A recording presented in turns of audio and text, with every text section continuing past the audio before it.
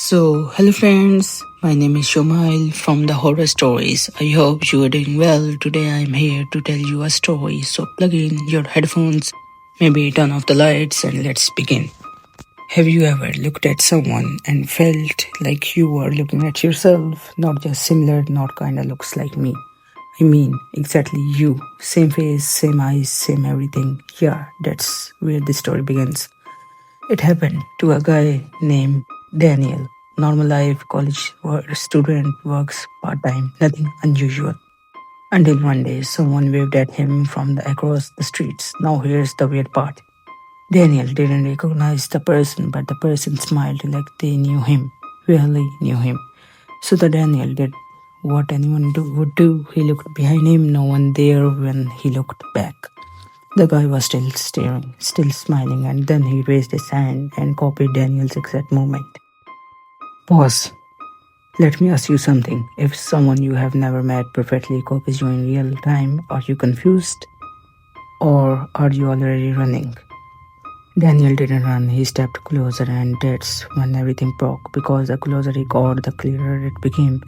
It wasn't someone who looked like him, it was him. Same clothes, same expression, same tiny scar above his eyebrow. Standing across the street. Now here's where it gets worse. The other Daniel spoke first. He said, "You are late." "Late? For what?" Daniel laughed nervously. "Okay, this is weird. Who are you?" The other version tilted his head, same way the Daniel does when he's confused, and said, "I was about to ask you the same thing." Now imagine your brain trying to process that. Two identical people, both convinced they are the original, so who's lying? Or worse, who's real? Things escalated quickly. People started noticing, crowd gathered.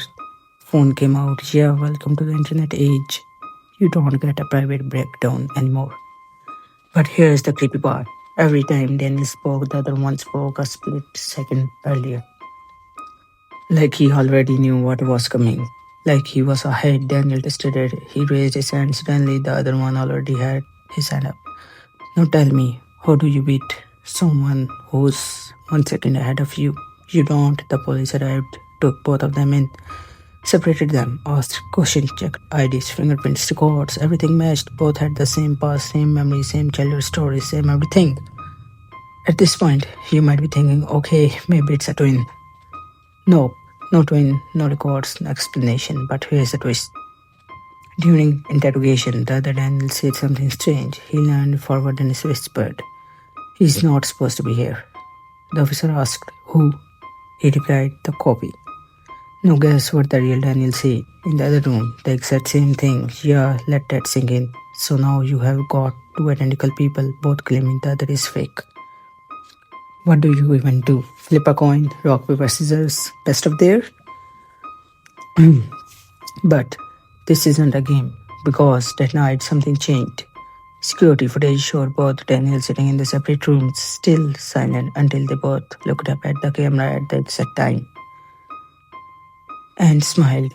Not normal smiles, identical, perfect, and natural.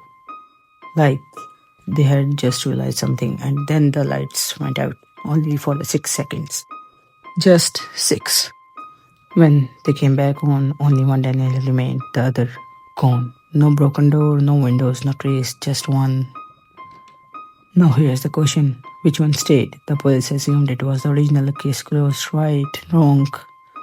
Because the things didn't go back to normal. Daniel returned home, went back to the routine, classes, work, life. But the people started noticing things, small things. He reacted it slower. Like